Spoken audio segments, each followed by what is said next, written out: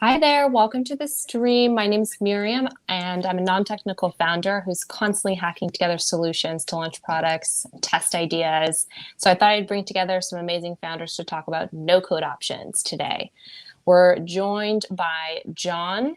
He is a web designer and brand strategist focused on helping startups develop website solutions that convert to sales.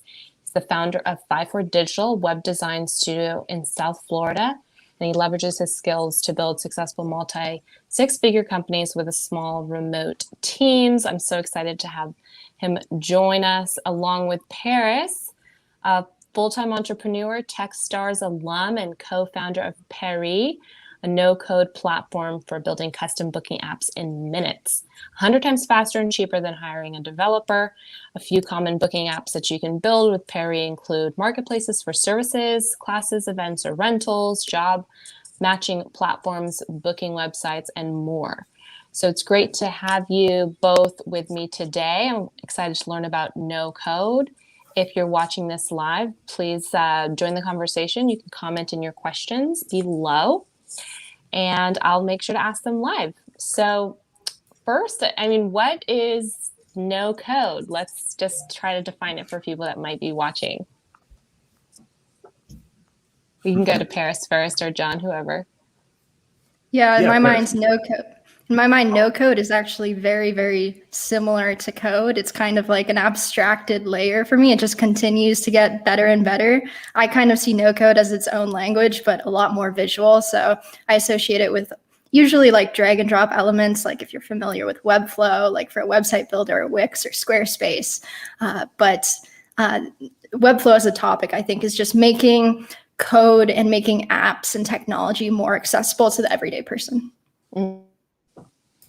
Yeah, I agree 100% with what Paris said. I feel as though no code is something that you can leverage as a designer or someone that might not have a detailed look at HTML or CSS, where they can leverage these tools to really develop a website, develop a web app, and really leverage these tools to get the job done without having to go in too granular with code and development. So you can still have a little bit of code with no code, but essentially I think what's happened is because of no code and tools that provide those type of assistance, it's easier for you to kind of build out these development platforms without having to go in and develop custom code.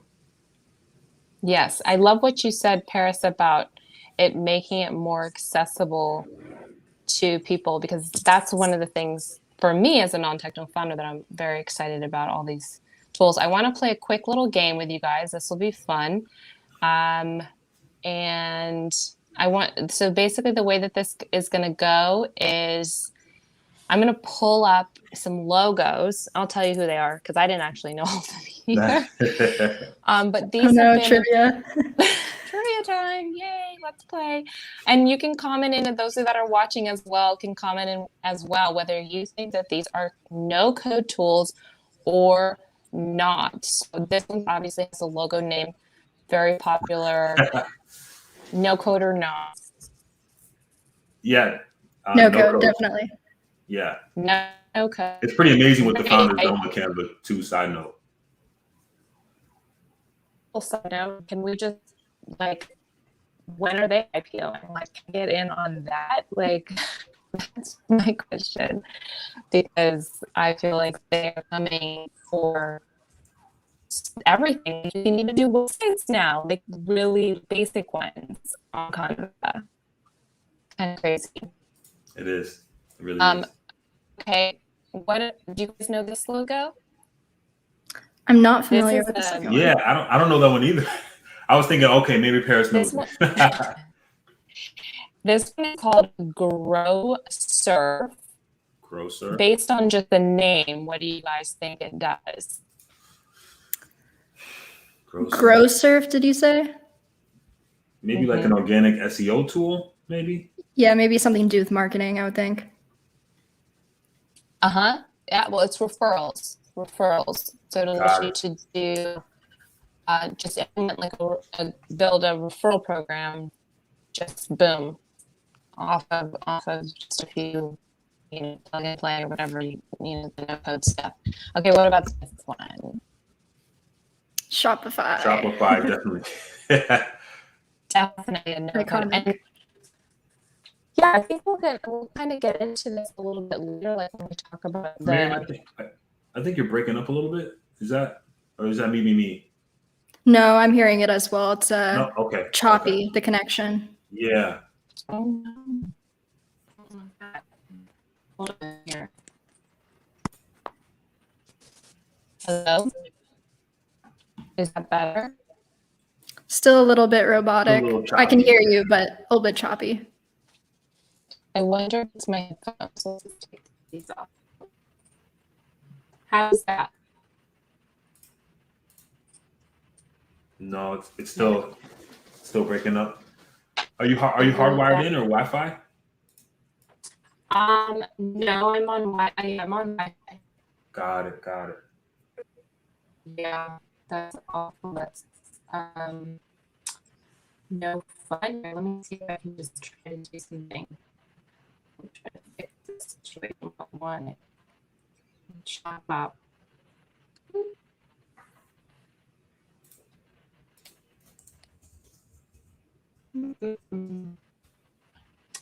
Okay. Maybe if how's that? Uh-oh. Uh-oh. I think we Can lost you guys hear me better now? You're frozen. I can hear you better, but you're completely you're frozen, right but yeah. Okay, I'm frozen, but you can hear me. I hope I'm frozen in a cute pose. Yes. Okay, let's just continue on. I hope I unfreeze. Am I still frozen? Yeah. Yeah. That's all right, though. Better that we hear you, I think. Can you still see my screen? Yes. It's loading up now. Okay. Yeah, we can still see the screen. There we go. Okay, Yeah, great. So we'll get into Shopify. When we talk a little bit about the history of no code, because I think like they're one of the very first out there. Definitely one of the best at e-commerce out of the box. Agree. Who do you think is coming for Shopify right now, like on their tails? Oof. That's so I would say, here's my thing, right? I feel like, and we use Webflow probably about 90% of our website builds. It's good for e-commerce, but it's not comparable to Shopify yet, because out of the box, Shopify just has so many attributes that are beneficial. I mean, out of the box, Shopify is a full-scale e-commerce platform. Webflow is getting there. I think they're a few years away from that, but I don't know if I see anyone directly competing with Shopify yet. But maybe Paris, you have different observations.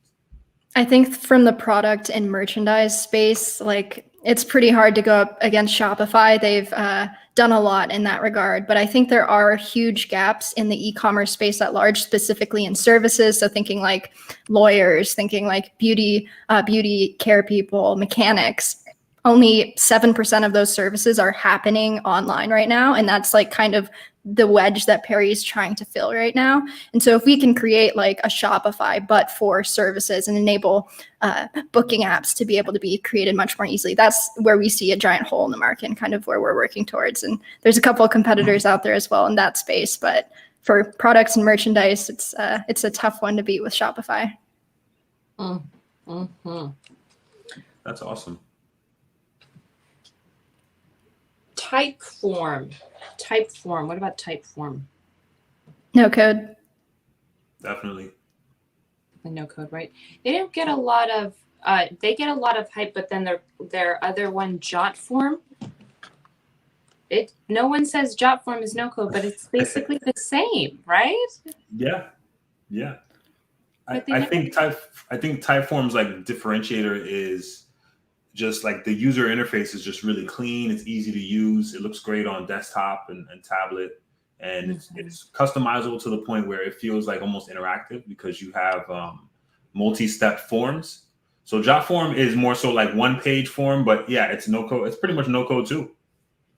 Yeah, we use Typeform all the time within our products, and like having people onboard their users through Typeform, but then like have that connect to their marketplace to populate the database. So yeah, super useful. Yeah, I use Google Sheets because it's free and Google Forms, but it's not as pretty as Typeform. Okay, this one, another kind of odd logo, maybe you guys haven't seen before. Do you know what this one is? Uh-oh, screen went out on my side. Let me see. Oh no. This game is no fun with tech problems. Paris, are you seeing it, or is it just, maybe it's my computer? Still loading. Oh, it's still loading? Okay. Oh, it's still loading. Okay, well, that's not going to work out for us.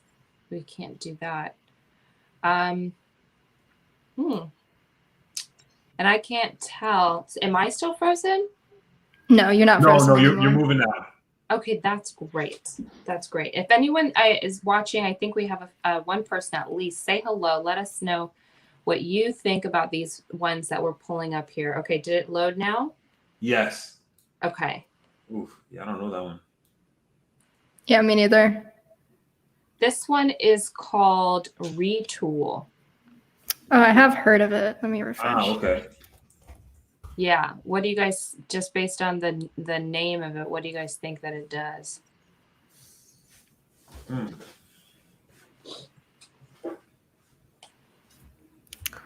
Yeah, I'm not too familiar with this one. Yeah, I'm thinking maybe it integrates apps like a Zapier or like an Integromat type of thing, maybe.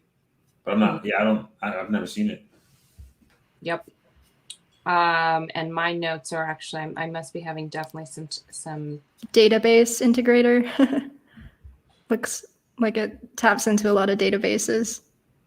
Okay. Storage. It's an app builder. It makes it fast and easy to build internal tools for your team. Got it. Okay. Okay. Like a bubble type of. I guess like a, I don't know. I don't know if it's like a bubble. The screenshot looks like it's doing like a custom dashboards in some way. So that seems cool. And it looks like we lost my screen share. It's gone now. Did it crash for you guys too? Oh yeah. Darn, I had such big plans for our fun game. We'll see if we can bring it back up in a bit. But for now, let's continue on. So when would you guys say that no code first kind of started getting going, and why is it becoming so popular now? It feels like even brands that are not no code are saying they're no code just to kind of ride that wave. I feel like it got started probably when I was about this high, so I can't really talk about the earliest days except for what I've read. Like the Shopify's earliest story, I know that they started out as an e-commerce store for snowboards themselves, and then it kind of evolved into like selling that to other people, and then making it like this horizontal app that like other people can build on top of. I think no code came around like the early 2000s times as a term. Just as a like a way of the everyday person building apps without code. Mm-hmm. Yeah, it seems kind of like it's a way to build something as a maker, as a developer, programmer, whatnot, and then you white label it out in a way. Yeah, I think so. I'm gonna piggyback on what Paris said, because it's like I feel like no code's been around for forever, right? But the term no code really comes from, if we think of like WordPress, for example. WordPress was really one of the earlier examples of, okay, I can download a template and I can use this WYSIWYG to drag and drop and build out a website. And they had platforms like Oxygen and Elementor, which acted like add-ons to WordPress that let you create drag and drop pages without having to use code like HTML or CSS or even JavaScript. So I think what's happened in the last few years is we've seen a shift of people that are designers, that are UI, UX, that know how to create a user experience. Now they can actually leverage their skills to build out these apps themselves, especially in MVP. that can go to market, that you can get customers and start to build your product without having to spend, $150,000 with a developer to really test and see if a product is viable. So I think no code allows us to ideate, design, and develop quickly and get to market to test and then iterate as we go. And, I'm just a big proponent of, I'll bring it up again, Webflow. It's like we were using WordPress for probably about 7 or 8 years. 3 years ago, we switched to Webflow, and it's honestly, I feel like it's probably one of the biggest change makers in the industry, because Paris will tell you as well, now we can build out these beautiful functional websites with, lower entry. Of course, there's a learning curve, but ultimately you don't have to touch a line of code to build an amazing app and an idea. And Paris, I only looked at your website like maybe like an hour before we jumped on this call, and I was just amazed at the product. I think that's a great idea. I mean, what you're doing for service-based businesses, especially, we don't see, because they're either stuck to a platform like Yelp, or they have to be a victim of all these like websites like Thumbtack, where they're taking a whole big chunk of their income. So kudos to you and your team for building a tool like that out. That's dope. Thank you. Yeah, and our landing page is built in Webflow, and it's just so magical to be able to go to our customers and be like, hey, yeah, we can get you a website just like this one, but within like 1 to 2 days using one of these templates. And there's so many great Webflow experts that I can direct them to these days. It's such a great community, and one of the best decisions we made internally to start using Webflow as our like main front end tool. And one of the biggest things we're excited about in the next quarter that we're moving towards is integrating Pairi as a backend for Webflow, so that you can use your marketplace, but use Webflow as the front end for like your design of your actual like tiles and marketplace. So coming soon. That's awesome. That's awesome. Yeah, I'm excited for this Webflow marketplace that they're working on. So it's cool to hear that you're going to be a part of that. That's dope. Very exciting news. And I have not played around with Webflow, but I hear it's very popular, and have done some stuff on WordPress, but it just became a lot easier to build websites with other tools that I just stayed away from it, especially if I was helping other people build them, because then if I wanted to like hand it off to them, it was impossible to use. Unfortunately, there's just such a learning curve. So would you say that anyone could just start building on Webflow today? Yeah, there'd probably be a little bit of a learning curve, but I could say like if you click around and point and click for a few hours or to a couple of days, like you're going to make some great things, and it'll give you a lot of experience, and you'll be able to build a lot of cool apps on top of that. And what about this? The security factor. This is something that I always kind of wonder about with these no-code solutions. You're building an app or whatnot, or a website. How secure are they? That's a good question, and we get that a lot from clients as well, especially clients that are migrating from, say, a WordPress to Webflow. And 100% transparency, Webflow's security is top notch. So a lot of people don't realize it, but Webflow is actually hosted through AWS. So they're using the same services that are running on Amazon Web Service.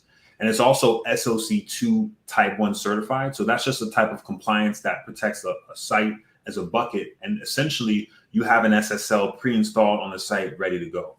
Another precaution that Webflow puts in place is when you go and publish a site, it's really just HTML and CSS, right? It's really just you're designing the site, and it's literally outputting clean code.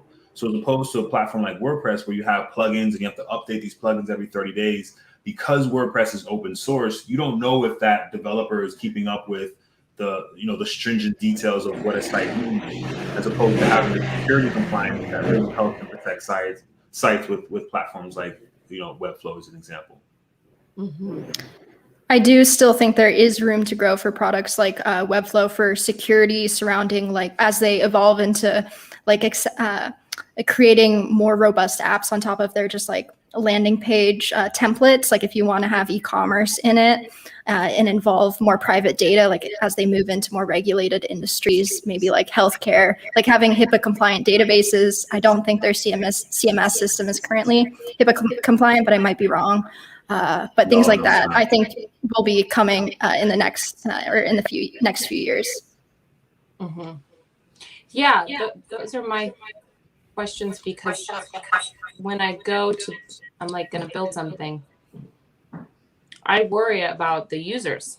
I'm like, oh, well, if I'm a no coder, non-technical coming in, I'm like, I want to protect their privacy, but honestly, I don't really know. I'm like, well, I'm using these other tools, so they're as secure as they are, to build stuff. So thanks for answering that question. And then another thing I wanted to know, okay, so if you're building a no-code app, who handles the process of submitting it to the App Store?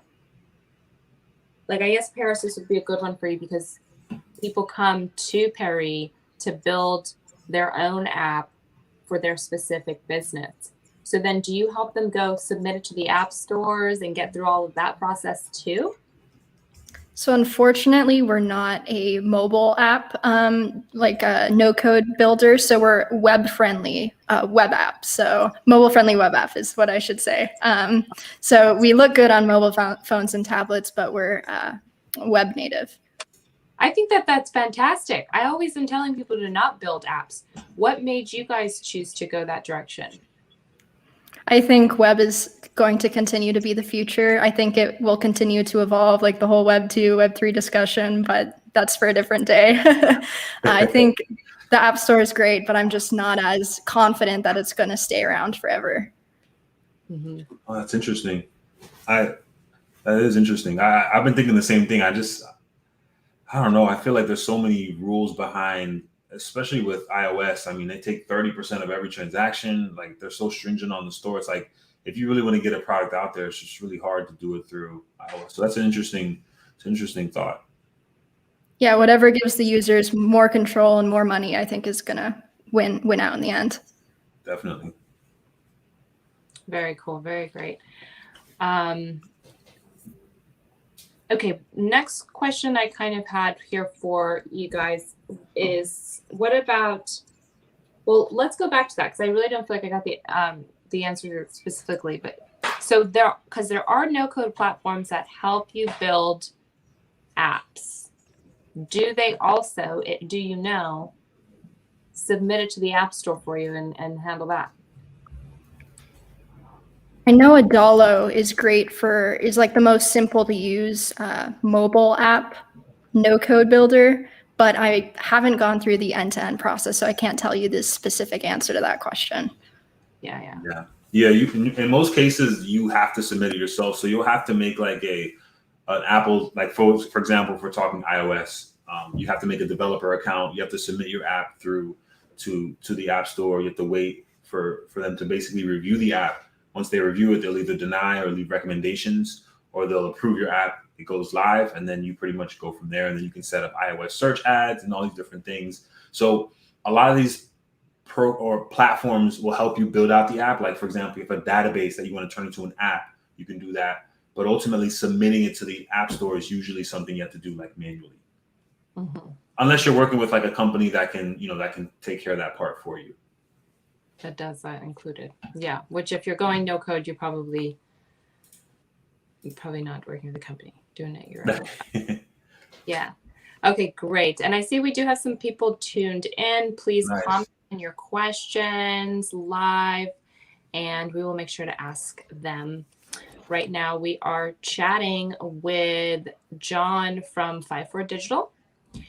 Web designer, brand strategist focused on helping startups develop website solutions that convert to sales. And also Paris is with us, full-time entrepreneur, Techstars alum, and co-founder of Pairi, a no-code platform for building custom booking apps in minutes.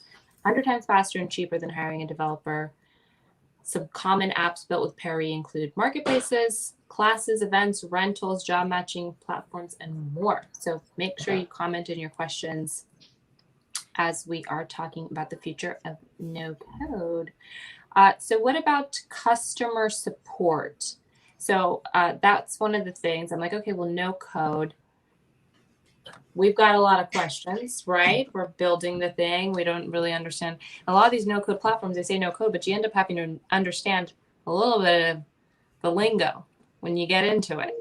So how do you guys handle customer support? Or yeah.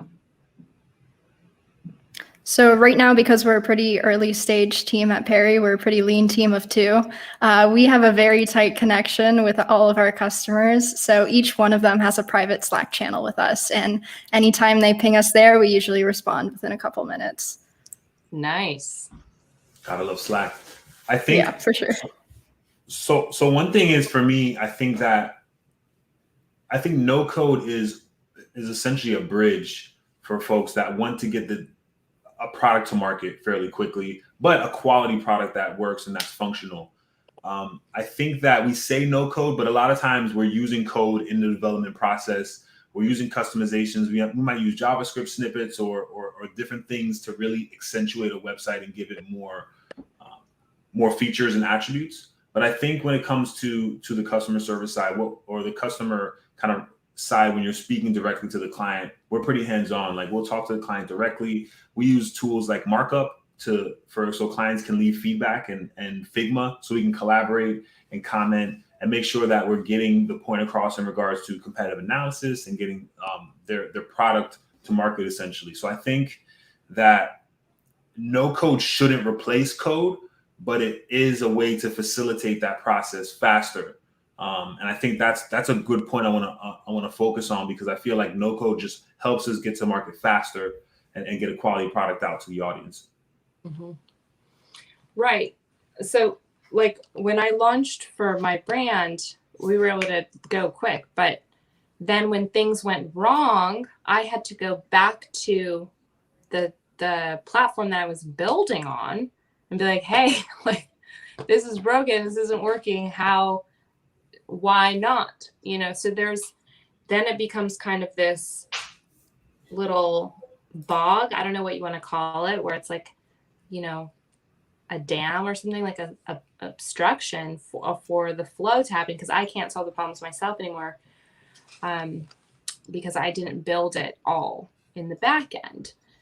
So just something that I wanted to kind of ask you guys and think about. There are a lot of the things, with no code that are benefits. One of the things that I've thought about is, and Paris, you touched on this earlier, is just kind of the accessibility. With more no code options available, do you think that it will help break down the language barrier for non-English speakers who want to be programmers, but they don't speak English? Because most of the languages are English, if I understand it correctly. I wouldn't necessarily say most programming languages are in English. I would say they're their own language in and of themselves. Maybe certain materials aren't as accessible in different languages, but I can see for many different people, like no code being a really good entry point into learning how to code even, and just getting familiar with creating like products and seeing how light coding fits into that. I think that can be a great gateway to build more advanced products on top of it. Agree. John, any comments on that one? Yeah, I agree 100%. I think that no code has made it even easier for more people to access these tools. You have tools like Notion or Webflow or Zapier, where the point to entry is pretty affordable. A lot of them are even free for students, or free low cost if you're doing smaller scale projects. So I think that the access is there. A lot of these platforms have their own training, and you can use captions and change the language as well. So I think that the access and the tools are there. I mean, you have websites like Skillshare, Udemy, YouTube. I call myself a YouTube professional because I learned UI and UX from all this wealth of knowledge that's available online. So I feel like right now, because the access is so easy for everyone, it's so much. This is probably the best time, if any, in history to become a web designer or UI UX designer or startup founder, because the access is there. And I think that the language barrier is fairly low. Mm-hmm. Because it's like Paris said, it's, you're really speaking in the language of design. So going back to Webflow, for example, when you're designing a website, you're really designing with the fundamentals of HTML and model boxes and rows, everything is in line with essentially how you would code a website. So it surpasses any kind of language barriers. And it's easier to kind of just translate a website. If it's drag and drop instructions, you can just translate those instructions to a different language, and then the code on the back end, no matter, it's just writing itself. Yeah. Exactly. You have third-party tools out there. I mean, of course, Google Translate isn't perfect, but you have additional tools like Weglot, which is a WEGLOT, which is an integration where you can change the language automatically and then go in and actually refine and adjust it based on that person. But if you needed someone that could translate, a copywriter that needed to translate something in, for example, Spanish, you could go to Upwork and find someone really talented that can help you do that. So it's crazy. I feel like right now is probably the best time to do what we do because the access is there. Mm-hmm. And brands like Webflow, like Bubble, can provide their websites in alternate languages very easily for other people. Exactly. Do they do that already? I don't know if they do that or not. Yeah, I believe they do. That's fantastic. Yeah, there's third-party platforms too. Like there's Weglot, which is the one that we've used for a couple of websites. It's WEGLOT, and you can integrate that with Webflow, WordPress, Wix, Squarespace. Basically any platform. You just add a code snippet, and then it adds a translation option to your website. Mm-hmm. I think this question from Diane that we got is kind of interesting. It maybe wants us to expand on a point we were talking about earlier. Thanks so much, Diane, for your question. Great to have you here. Can you expand on marketplaces for small business services? Why has it not been like e-commerce? That's a great question. And it's one I got a lot from investors when I was going through the fundraising process for the company. And one of the best articles around this was written by Andrew Chen and Lee Jin from A16Z, which is a venture capital firm. I think the title of the article is "What's Next for Marketplace Startups?" And they really dive into what's different about services. And one major thing is that services are just a lot more complex than making a purchase for a product online. Because when you think about it, a product has a photo, has a price attached to it, has a description, and you pay for it up front or you don't. You pay for it in fragments or you don't. Services, it's it could be an invoice. You could do a deposit up front for a haircut at your barber shop. You could have add-ons for multiple services if you're doing a bundle of services, or buying a extra hair at your salon is one example. And on top of that, this industry is so fragmented because service providers, many of them or most of them, are freelancers, that it's hard to get them all under one roof. And all of these different the complexity of these different booking flows, plus them being extremely fragmented, makes it very difficult to build a solution that brings them all together in one place. And so I think that's why it hasn't been done yet. It's just more complex than traditional e-commerce, but I think it's inevitable that this side of the economy is going to come online in the next few years. I agree. Very well said. Yeah, I agree 100%. Mm-hmm. I don't even have anything to add there. I mean, Paris hit the nail on the head. I think, yeah. Wow. Yeah. And when I think about it the way that you've explained it, Paris, I start to think about for example, my lawn person, or the person who comes to my home to cut my puppy's hair, and it would be great to not have to text back and forth and be able to just go online, book them, schedule it reoccurring, not have to figure out do I have cash? Can I just pay with my card? All of those little things that I'm used to doing when I'm shopping or spending money or whatever with services. It's definitely going to be a great day when we have all of our services also kind of automated. I think that it'll save us all a little bit of time and such. So thanks for doing that work there. And Diane, hopefully we answered that question, but would love to have you chime back with your thoughts. Feel free to just continue to comment. And thanks, Kay, for running the show backstage for us. Okay, so continuing on, I want to go back to some of this accessibility stuff because as we were talking about the languages, I wanted to also, do you know any no-code platforms, or what about no-code when it comes to accessibility for differently abled persons or people with, with special needs, and any platforms that allow you to build your website very easily like that, or build an app like that? I don't know of any specific no-code tools out there. There likely are plugins into existing ones, or like platforms that are just more conscientious about that. Do you have any specific no-code platforms that you know about? Yeah, I know there's a few out there that can add certain features to a website. For example, there's Accessibility, which is like a third-party plugin. You can add it to a WordPress or Webflow or Wix or any platform that you're using. And what it will do is it'll add a whole bunch of additional features to your website. So for example, some things that you might see in accessibility on websites are text to voice, right? For people that are listening and viewing the website, increasing the contrast so they can see the letters in the background better, making the font larger for people that may have issues seeing clearly. So it'll add a lot of those attributes to a website pretty quickly.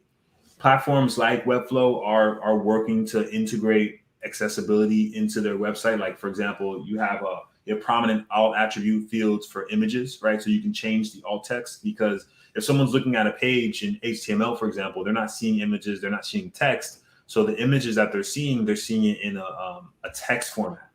Also alternative background options and images. So I think that platforms are realizing that this is something that's important. Mm-hmm. And I think it's important as designers and developers to include these attributes in our process. So for our agency, for example, we title all of our images when we upload them to a website as, instead of woman smiling, it would be, a older woman in a red t-shirt smiling at her son as he walking down the street. So more vivid content images, and especially with alt text, so that they can read and see that content a little bit easier. Mm-hmm. Yeah, I think back on this stuff and I'm like, dang, they should kind of teach this stuff in schools at this point. The right? Things they should teach, yeah. Yeah. Oh man, that's a whole subject right there. Right. Like, that would be like the new bubble test or whatever. Like, what is the correct alt text for this image? Exactly. Okay, all jokes aside, we talked a lot about benefits continuing it for no code. It's quicker to train someone using low code or no code platform than to try to turn them into a whole full skilled web developer. So, but how much time and money do you think it does realistically save you? Because I think you both mentioned earlier, it's, at least for the no code basic stuff. I think John, you said it's good to get it out, ideate, and then just kind of quickly go from there. But scaling, I've also heard, is an issue. So how much time and money do you think it really saves people to build no code? You want to start, Paris? You want me to? Sure. Yeah, I think it depends on what kind of project you're building towards, and kind of what no code tools are available out there. Like if you want to build like a simple directory with like no really additional functionality on top of that, just want to search through some user profiles with their info and like have a database attached to that, something like softer.io would be great for that. But if you want more complex behaviors, like having payments go through and having different user accounts and have different like navigation menus for each of those users, it can be argued sometimes that like coding it from scratch might be better, but you should explore your options in the no code space before doing so. And I would recommend like trying to find product market fit with a no code tool if possible. And in many cases, it is a lot cheaper to do that. Okay, excelente. And especially with Pairi, because these freelancers that they're building their web app on Pairi, it's not like they have 1 million customers. They're not trying to scale up, right? They've got their community. Would you say that that's accurate? A few of them maybe hold that point of view, and then a few of them also hold the view that like they want to scale, they want to be $1 billion company, and so it's nice having that balance. And we're doing our best to serve both ends of the spectrum and kind of grow with our audience and our community from the earliest of days to potentially those $1 billion companies in the future. Mm-hmm. Wonderful. And that's what I would say as well, because I think with these tools, you need to look at a position of where my company is right now. Like, for example, a Salesforce is not going to use a no-code tool like Webflow, or they might use it for landing pages, right? Because it's quick and it can go to market fast. But for their back end and their dashboard, they're going to need something completely custom, especially at that scale when you have millions of customers at that level. So I think a lot of these things we need to think in perspective of scalability. Like, hey, we have 5,000 customers. Would this product be a good fit for what we're doing right now? In one example, we have a startup called blackillustrations.com where we create illustrations featuring people of color, and we provide that to our audience. Now, we built that in about 3 weeks on Webflow. We went to market and it did really well. And we were able to scale up. And right now we have about 80,000 customers that have come through our doors, and we've been able to run that through Webflow and a direct Stripe integration. And it's been working really well. Now, if we scale to 500,000 or even 150,000, it might be to a point where, okay, now we need to build out a custom product. But the great thing about that is we have so much historical data on what to make and what informed decisions we can make moving forward, that now we can build a product that's completely solid. We have capital, we have money in the bank, we have existing customers. Now we can go out and spend the money to make this custom build out because we've already proven the product market fit. People love it. And now we can scale up our efforts. Mm-hmm. Yeah. I love blackillustrations.com, by the way. Oh, thanks. Everyone I share it with, they're like, oh, that's exactly what I'm looking for. That's awesome.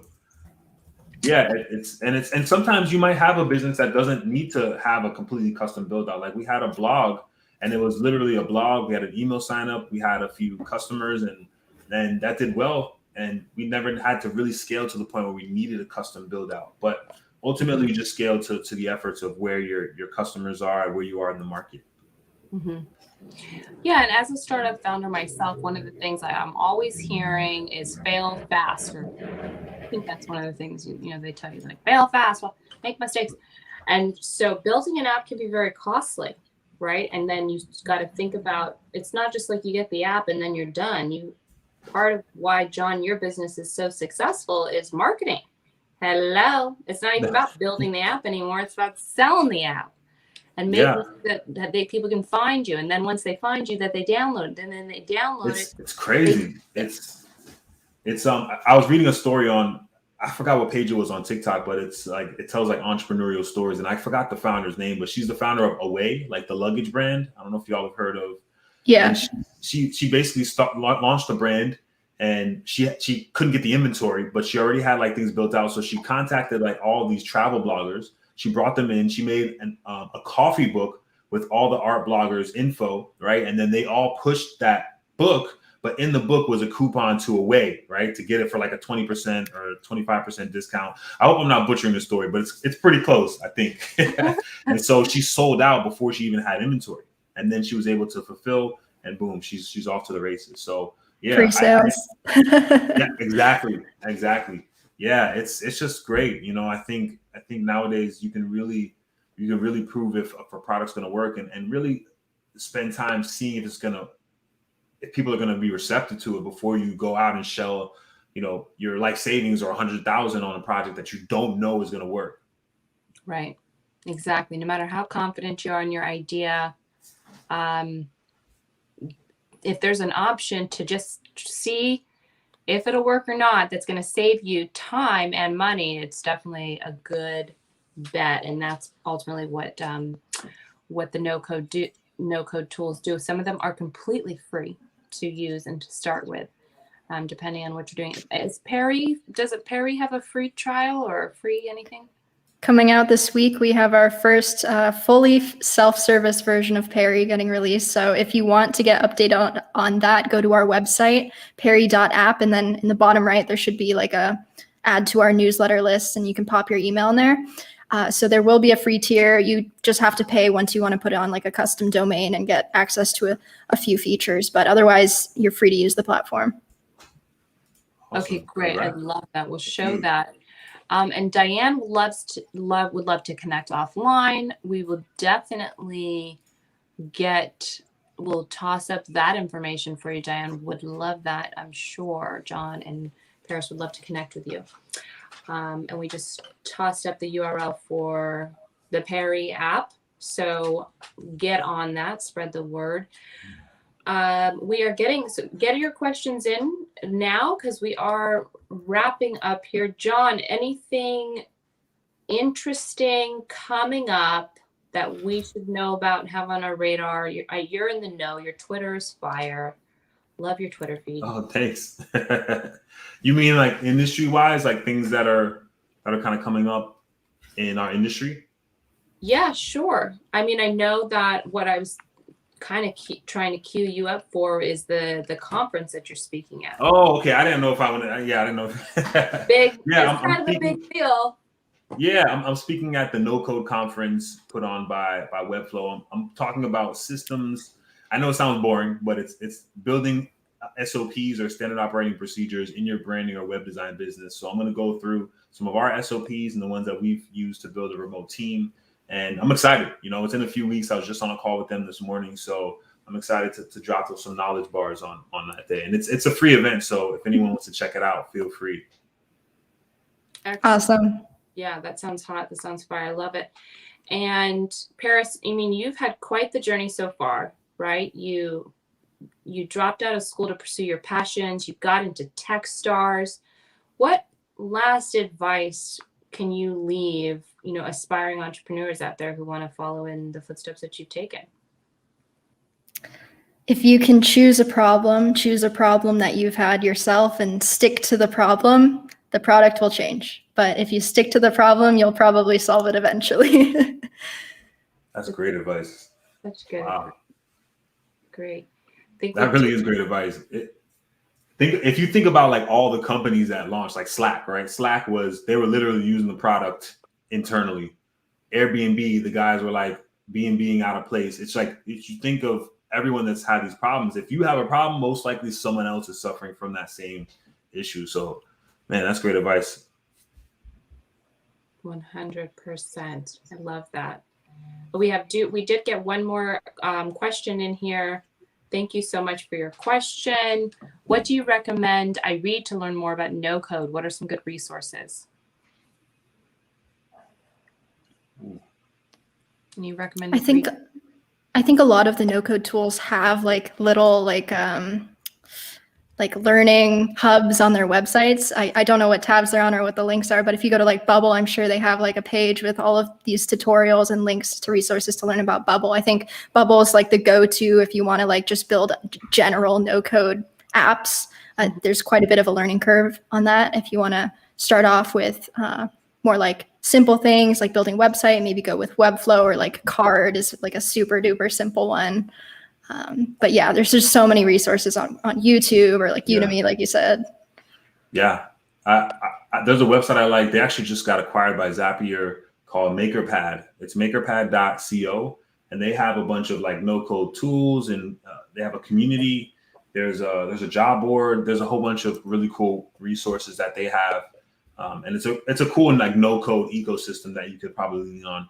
And like Paris said, all these websites have like pretty amazing blogs, especially ones like Webflow or Bubble. There's another one. There's a website called 99 Designs, which you can create logos with, but they actually have a really solid UI UX blog that has some great valuable content. But yeah, I mean it's literally everywhere. Mm-hmm. And a quick plug for one of my friends. He's a Twitch streamer for no code, and I think he does a new no code product every week. His handle is the Entrepreneur. He was here in Pittsburgh, but yeah, I'd check him out if you want to like get some new no code tools in your mailbox, or watch him talk on Twitch. He's pretty entertaining. That's cool. Yeah. I was going to recommend, I don't know if you can drop that into the chat. We'll throw it up on the thing. Yeah. But I recommend TikTok because I follow some really cool people on TikTok. The founder of Chewy AI, it's like a AI no code website builder, is always posting stuff. And I'm not a TikTok extraordinaire, but once you get into the right feed on TikTok, once it learns your algorithm, whatever, it'll just serve you of everything you need to know. Quick videos. Love TikTok. So that's what I would suggest. Here we go. We've got the entrepreneur. This is so fun. I love it. We're going to put this up. It's a great name too. Yeah, I love it too. Thank you so much for your question. If you guys have any other questions that are those that are watching, please do drop them now because we're going to be wrapping this up. But Paris, John, where can people get in touch with you? They want to ask more questions. They have things they need to know. My email is paris@pairi.app. If you can spell that, I'll pop it in the chat too. Perfect. Love that. Just getting the email straight and direct. I love it. Okay. And John, what about you? What's the best way for people to kind of get in touch? Y'all can hit me up on Twitter, Instagram, Facebook. It's John D. Saunders across the board. And I'm happy to answer questions. I try to provide as much value as I can on a daily basis on Instagram and Twitter. So drop me a line. I'm happy to help if anyone needs any help, kind of guidance in regards to tools and tips and tricks. Beautiful. And we just got Paris's socials as well. So we'll put both of these up.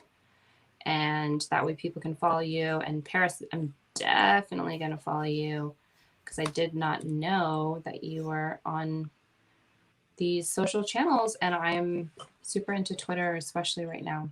Let's just make that be not scrolling. I feel like, boom, there we go. So make sure you guys follow Paris and John, check out what they're working on. And thanks for tuning in. Thanks, John and Paris, for taking time today. Wish you the best of success in the future. Go out and enjoy the rest of your day and week and all that good stuff. We'll talk to you guys. You too. All right, Thank you. everybody. Have a great one.